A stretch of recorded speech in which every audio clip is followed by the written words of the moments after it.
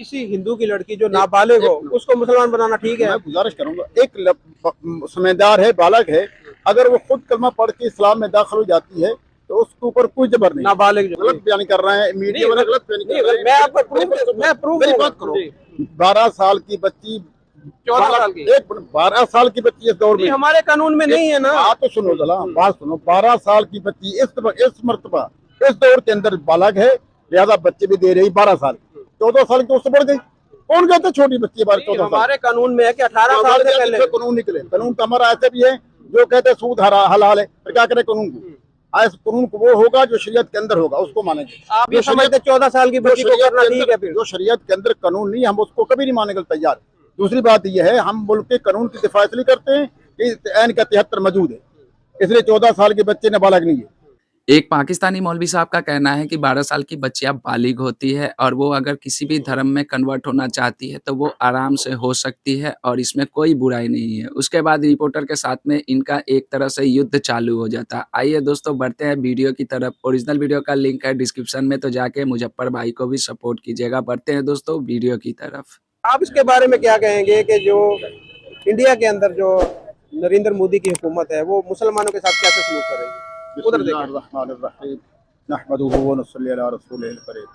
देखो मेरे प्यारे भाई, जब मुसलमान आज़ाद हुए कुफार से, जब कुफार से आज़ाद हुए, मुसलमान जब कुफार से आज़ाद हुए, आज़ाद होने के बाद फिर हुजूर अकरम सल्लल्लाहु अलैहि वसल्लम ने ऐलान किया कि इनके बागात को ना जलाया जाए, इनको औरतों को ना तंग किया जाए, इनके बच्चों को कुछ ना कहा जाए, इनको बूढ़ों को कुछ ना कहा जाए। अब ये हमारे अमन में है, इसलिए ये हमारे अमन में है, हमारे महतात हैं, इनके हर चीज़ की हम हिफाजत करेंगे।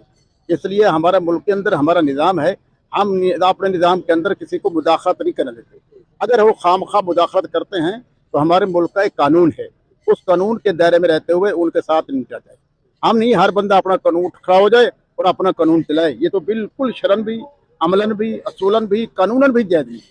तो इस बिना पर अगर कोई कहता है जैसे आप फरमा रहे थे इनको कलमा पढ़ाया जाता है, नहीं, ये बात नहीं है।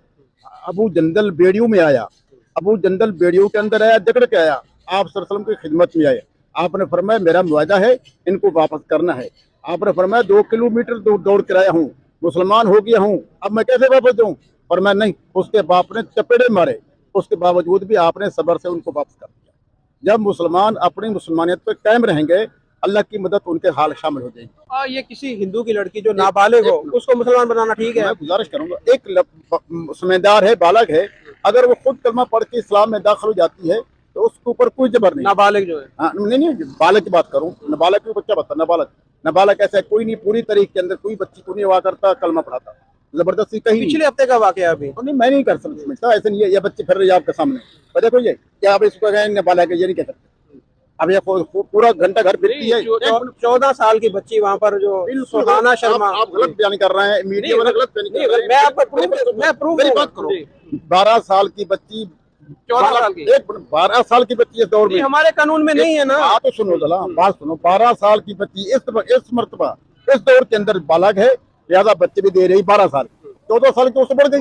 कौन कहते छोटी बच्ची 14 साल? हमारे कानून में है कि 18 साल से पहले कानून निकले। कानून का हमारा ऐसे भी है जो कहते सूद हलाल है, फिर क्या करे कानून को? कानून को वो होगा जो शरीयत के अंदर होगा, उसको मानेंगे। आप ये समझते 14 साल की बच्ची को करना ठीक है? फिर जो शरीयत के अंदर कानून नहीं, हम उसको कभी नहीं मानेंगे तैयार। दूसरी बात यह है, हम मुल्क के कानून की दिफा इसलिए करते हैं कि ऐन का 73 मौजूद है, इसलिए 14 साल के बच्चे नाबालिग नहीं है, बिल्कुल नहीं है। सही किया, यानी कि मैं सही की बात नहीं कर रहा, मैं कहता हूँ 14 साल की बच्ची बालग है, नाबालिग नहीं है। वो हमारे कानून में नहीं है ना। वो हमारे ना हो 50 साल के बच्चे रहे, नहीं तो हम पाकिस्तान के कानून को नहीं मानते। पाकिस्तान के कानून को इसलिए मानते हैं, ऐन का कानून जो है पाकिस्तान का कानून है, जो शरीयत चाहेंगे, जो हमारे अकाबर बैठे उससे बात करें। हमारे लल्लू पंजू बंदा ठीक है खड़ा हो जाए, क्या करना है क्या करना है, ये बिल्कुल ठीक नहीं है। ताकि उसको इसके बारे में हर बंदे से इंटरव्यू लेना भी ठीक नहीं है, जिसके अंदर इस्तेदाद भी नहीं है, पता भी नहीं है। मेरी बात, अगर मुल्क के साथ कोई गलत काम हो रहा है, कोई गलत काम कर रहा है तो आवाज नहीं उठानी चाहिए। मेरी बात सुनो, बोली बात सुनो। इसके लिए सब कुछ कानून है। आप ऐसे मीडिया वाले छोटे जो ऐसे बंदों से इंटरव्यू हुए हैं जिसको किसी चीज का पता भी नहीं है, ये मुल्क की बदनामी। आप बता देना, ये मुल्क, 14 साल की बच्ची, मेरी बात सुने, पूरी दुनिया के अंदर ये बात हुई कि पाकिस्तान के अंदर जबरदस्ती मुसलमान बनाया जा रहा है। ये मुल्क की इज्जत है, ये मुल्क की इज्जत है। अफगानिस्तान के अंदर क्या है, औरतों को पाबंदी है। अफगानिस्तान पे अमेरिका का बयान था, औरतों का अक़वाम मुत्तहिदा का बयान था, औरतों पर पाबंदी है, सारी बकवास है। कैसे बहुत मना कर बगैर मुल्कों जो खुद अंधे हैं, हमें अंधे समझते हैं? हम अंधे नहीं है, हम सजाके हैं। हम उनके पीछे नहीं चलेंगे, मगरब के पीछे, हम इस्लाम के पीछे चलेंगे। 14 साल की बच्ची इस्लाम के अंदर बालग है, अपने खुद मुख्तियार है। फिर यहाँ पर कानून बनाया ना, इस्लामी कानून बनाया। 14 साल की हमारा बच्ची देखिए बालिग पाकिस्तान का अंदर कानून है कि 18 साल की बच्ची बालिग होगी। उससे पहले बेशक वो जवान हुई है नहीं हुई, कानूनन उसके पास हक नहीं है। तो जो कानून मतलब जज बैठी हुई है, नंगे सिर बैठी हुई है, हमें तो कैसे माने? तो जज ने खुद बोला है, जज ने खुद बोला ये नाबालिग है, अपने माँ बाप के पास है। ऐसे नंगे सर बैठे हुए हैं, ये इस्लाम के लिए तशरीह करती हैं, इनको हम कैसे माने? उसको मानते हैं जो इस्लाम को जानता है। अब जज है, नंगे सर बैठी हुई है, चू करती है, इस्लाम को क्या पता उसका? ये मुफ्ती तकी उस्मानी से बात करें, मुफ्ती जहाज बैठा हुआ है, मुफ्ती रफी उस्मानी बैठा हुआ है, और हजरात बैठे हैं जानते हैं। हमारे जो उलमा कराम है इस पर आवाज क्यों नहीं उठाते? आलम कहते हैं, आप आलम के आलम कहते हैं, ये बता दी मसा। मैं ये कह रहा हूँ, आप अगर आलम किसको कहते हैं? आलिम जो जानता है सारे इल्म को, नहीं, आलिम वो है जो हदीस की किताब पढ़ाए, वो आलिम है। आलिम नहीं जानता नहीं, वो तो फिर हर बंदा प्रोफेसर भी आलिम बन जाता है। आलिम वो है जो हदीस की किताब पढ़ाए। डॉक्टर वो होगा जिसको डॉक्टर कहें ये डॉक्टर है, ठीक है जी। प्रोफेसर वो होगा जिसको प्रोफेसर कहें ये प्रोफेसर है। वकील वो होगा हमारे प्लीज बात करने, फिर वकील वो होगा जिसको वकील कहे ये वकील है। आप भी आलिम उसको कहें, जिसको उलमा कहें ये आलिम है। हमारे उलमा कराम इस मुल्क के अंदर जो इस्लामी कानून लाने के लिए क्यों नहीं आवाज उठाते? फिर अगर आप कहते हैं कि जी इस मुल्क के अंदर ये वाला कानून सही नहीं है, ये जज हमारे नंगे सर बैठी हैं, तो क्यों नहीं कानून फिर बनाया? ये मुल्क नहीं, ये मुल्क बना किस लिए था? इस्लाम के नाम पर बना था।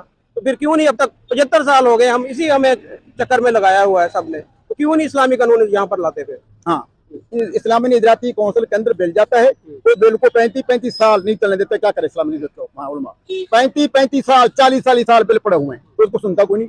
उलमा क्या करे? एक दफा अगर उलमा उठाते आवाज उठाते हैं तो दहशतगर्दी के दम लगाते हैं। उलमा जो चाहते हैं असेंबली के अंदर 4 5 6, उसकी सुनता कोई नहीं। क्या करें? उलमा कराम यहाँ पर अपने मफादात के लिए सुप्रीम कोर्ट का घेराव करते हैं। क्या क्या मफाद लिया बताओ, क्या मफाद?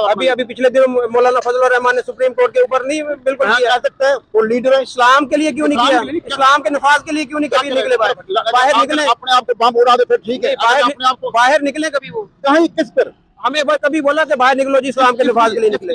उलमा कराम ने जब भी ये तो मदारस कौन चला रहे? उलमा नहीं चला रहे। इस मुल्क के अंदर इस्लामी नफाज की हो रही है। तबलीगी जमात के लोग पूरी दुनिया में जा रहे हैं, उलमा नहीं है। ये मदारस पूरी दुनिया में पढ़ा रहे हैं, उलमा नहीं है।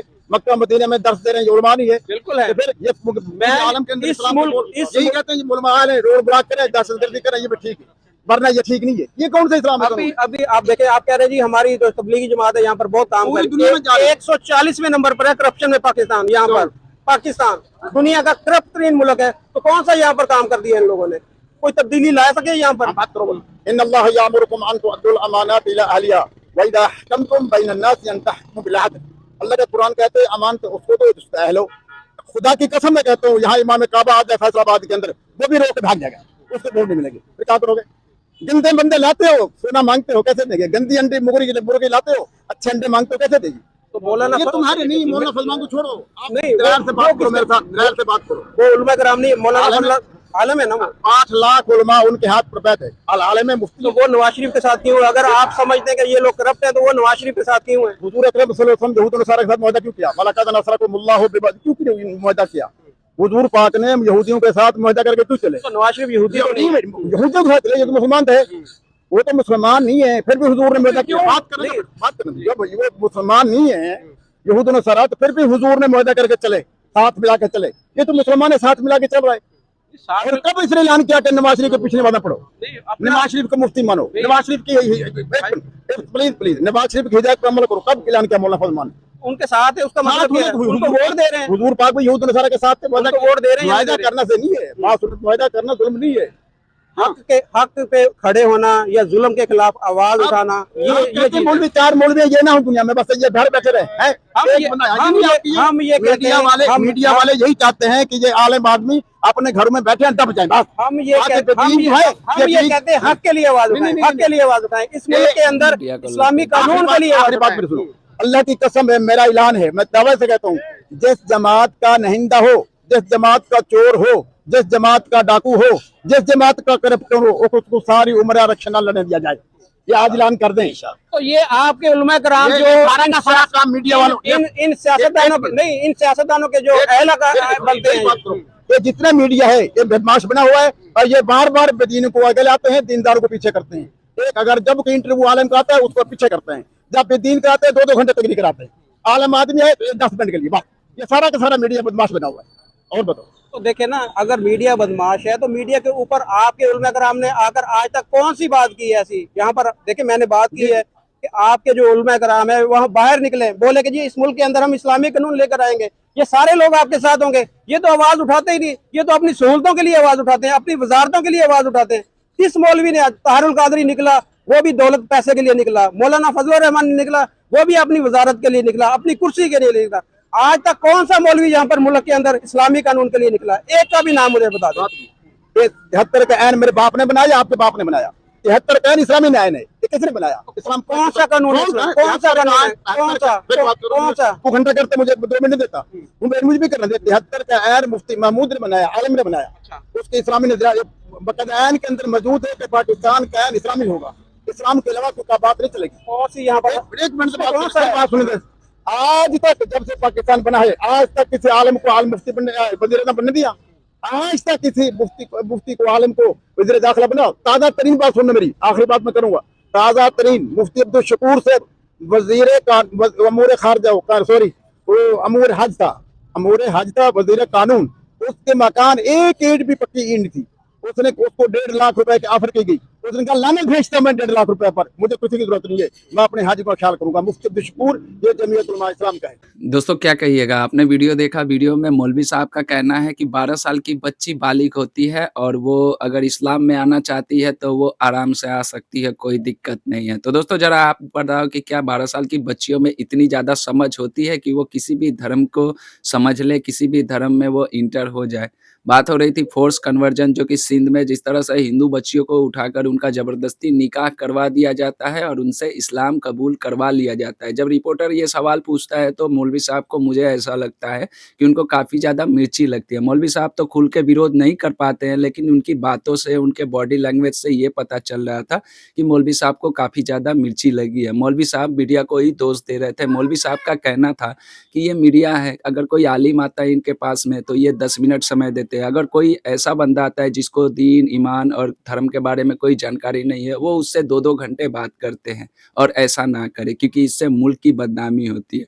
मौलवी साहब का ये भी कहना है कि कोई भी दीन, धर्म, ईमान या मौलवी को कभी भी पाकिस्तान के वज़ीर-ए-आज़म या फिर वज़ीर-ए-दाखिला या फिर किसी भी तरह के किसी भी इदारे में ये समय नहीं दिया जाता है, उन्हें टाइम नहीं दिया जाता है या फिर उनको किसी पद पे नहीं बैठाया जाता है। क्यों नहीं बैठाया जाता है? वो कभी भी पाकिस्तान के आइन, कानून या फिर किसी भी तरह के जो नियम बनाए गए हैं उसे नहीं मानेंगे। वो सिर्फ़ और सिर्फ़ इस्लाम और शरिया के कानून को मानेंगे और शरिया के कानून और इस्लाम में ये है कि 12 साल की बच्चियाँ बालिग होती है। और ये लास्ट में आप लोगों ने देखा किस तरह से रिपोर्टर से ही उलझ पड़े। दोस्तों मुझे बताने की ज़रूरत नहीं है, आप लोगों ने वीडियो में देखा। अब इस मौलवी चाचा के बारे में 2 शब्द कमेंट बॉक्स में ज़रूर बताइएगा। ओरिजिनल वीडियो का लिंक है डिस्क्रिप्शन में, जाइएगा, उनको भी सपोर्ट कीजिएगा। बहुत ही मेहनत करते हैं, बहुत ही अच्छे पत्रकार हैं मेरे हिसाब से पाकिस्तान के। दोस्तों क्या कहिएगा? ये सारे वीडियो में आपने सुना, मैंने अपनी तरफ से कोई बातें नहीं बताई है। अगर किसी को बुरा लगे तो मुझे माफ़ कर दीजिएगा क्योंकि वीडियो के अनुसार ही मैंने बोला है। मिलता हूँ किसी दूसरे वीडियो में, तब तक के लिए दोस्तों जय हिंद, जय भारत।